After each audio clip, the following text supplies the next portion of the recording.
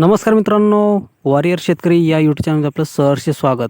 मित्रांनो, महाराष्ट्रामध्ये कांदा पीक प्रमुख पिका म्हणून रब्बी हंगामामध्ये घेतले जाते. तर मित्रांनो, या कांदा पिकाचे संपूर्ण व्यवस्थापन, अगदी पाणी व्यवस्थापन असेल, खत व्यवस्थापन असेल, लागवड अगदी हार्वेस्टिंग काढणीपर्यंत संपूर्ण व्यवस्थापन आपण या व्हिडिओमध्ये पाहणार आहोत. अगदी कांदे रोपवाटिका ते कांदा पेरणी ते डायरेक्ट कांदा चाळीत भरण्यापर्यंत संपूर्ण प्रोसेस किंवा काळजी कशी घ्यावी, कांद्यासाठी काय काय वापरावे, संपूर्ण माहिती आपण या व्हिडिओमध्ये पाहणार आहोत. त्यापूर्वी चॅनलला नवीन असाल प्लीज चॅनलला सबस्क्राईब करा, लाईक करा, शेअर करा. तर पाहूया सविस्तर माहिती.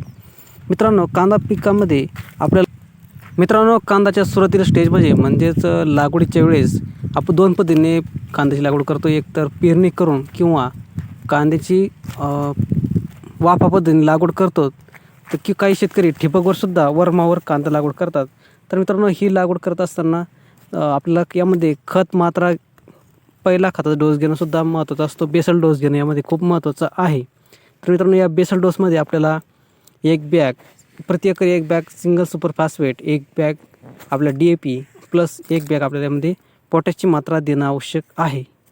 तर मित्रांनो, जेणेकरून जास्तीत जास्त आपल्या यामध्ये फॉस्फरसचा समावेश आहे, जेणेकरून लवकरात लवकर आपलं पीक ग्रो करेल, लवकरात लवकर फास्ट वाढण्यास सुरुवात करेल. कोणत्याही पिकाला सुरुवातीच्या स्टेजमध्ये आपल्याला जास्त नत्रयुक्त खते आणि फॉस्फरसची आवश्यकता असते. DAPमध्ये 18% युरिया आणि 46% फॉस्फरस असल्या कारणाने पिकाची जलद वाढ होण्यास मदत होते आणि त्यासोबत आपल्याला पोटॅशसुद्धा असणार आहे. तर मित्रांनो, हा बेसल डोस आपल्याला सुरुवातीच्या स्टेजमध्ये टाकून घ्यायचा आहे, ज्यावेळेस आपलं पीक आपण लागवड करतो त्यावेळेस. त्यानंतर मित्रांनो, कांदा लागवड करून झाल्यानंतर आपल्याला एक 15 दिवसांनी फवारणी घ्यायची आहे.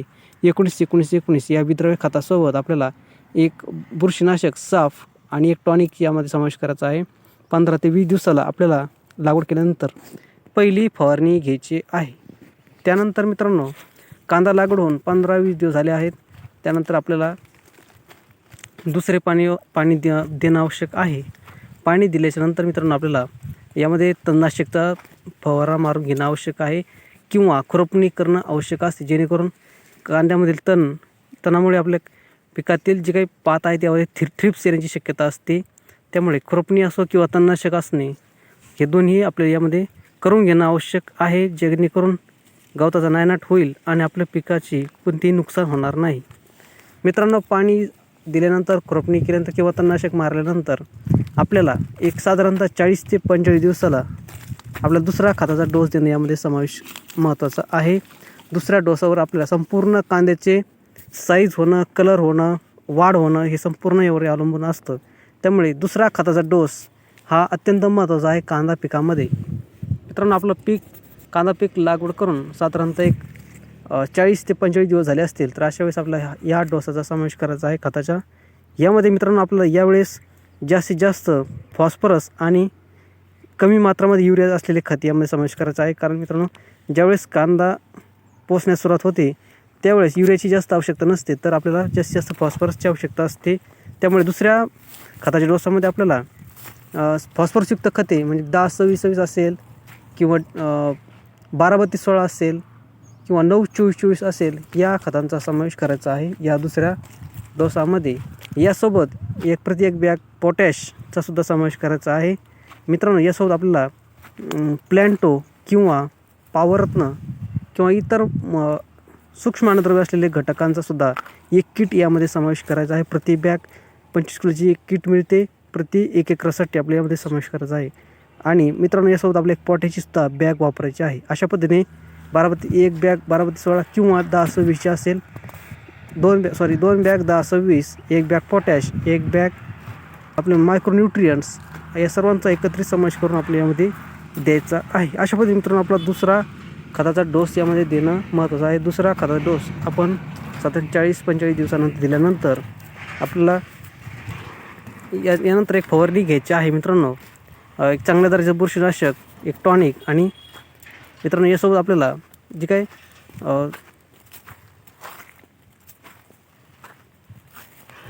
एक बुरशीनाशक, एक विद्राव्य खत आणि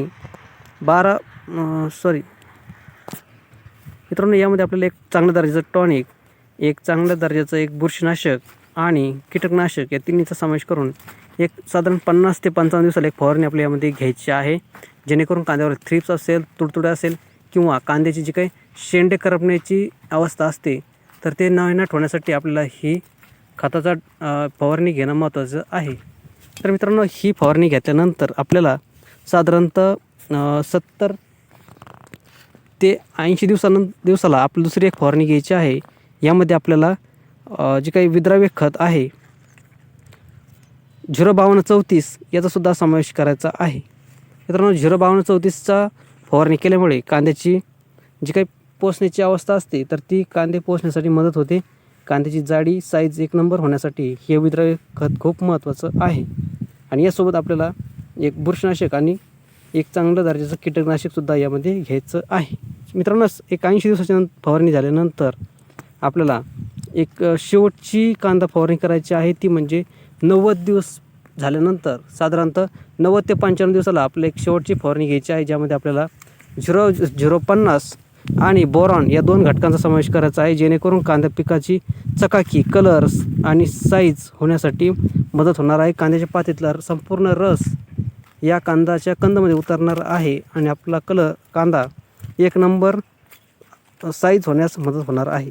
मित्रांनो, अशा पद्धतीने संपूर्ण झाल्यानंतर कांद्याची पात 3% पाडल्यानंतर आपल्याला कांद्याची हार्वेस्टिंग करायची आहे. कांद्याच्या माना खाली पडल्यानंतर आपल्याला कांद्याची काढणी करणं गरजेचे आहे आणि कांदा काढल्यानंतर काही दिवसासाठी वाळल्यानंतर आपल्याला चाळीमध्ये भरायचा आहे. अशा पद्धतीने मित्रांनो संपूर्ण व्यवस्थापन करायचं आहे. आणि अजून एक मित्रांनो, ज्यावेळेस तुम्ही कांदा चाळीमध्ये भरताल त्यावेळेस चांगल्या दर्जाची पावडर यामध्ये आपल्याला घ्यायची आहे, जेणेकरून कांद्याची सड होणार नाही, जास्तीत जास्त कांदा टिकेल यासाठी आपल्याला चांगल्या दर्जाची एक पावडर यामध्ये कांदा भरता वेळेस समावेश करायचा आहे. अशा पद्धतीने मित्रांनो संपूर्ण कांद्याची व्यवस्थापनामध्ये आपण या व्हिडिओमध्ये पाहिले आहे. अगदी सुरुवातीची लागवडी यासोबत मित्रांनो बोरॉनचा सुद्धा समावेश करा. बोरॉन प्रति पंप 30 ग्रॅम यामध्ये समावेश करा. 0050 आणि बोरॉनचा एकत्रित फवारणी घ्या. त्यामुळे कांद्याची चकाकी, कलर एक नंबर होईल, साईजसुद्धा एक नंबर होईल. कांदा अगदी उठावदार आणि एकदम रंगबाज कांदा आपल्याला यामध्ये तयार होईल. तर मित्रांनो, अशा पद्धतीने संपूर्ण कांद्याचं खत व्यवस्थापन, पाणी व्यवस्थापन, फवारणी व्यवस्थापन आपण या व्हिडिओमध्ये पाहिले. या पद्धतीने शेड्यूल फॉलो करा.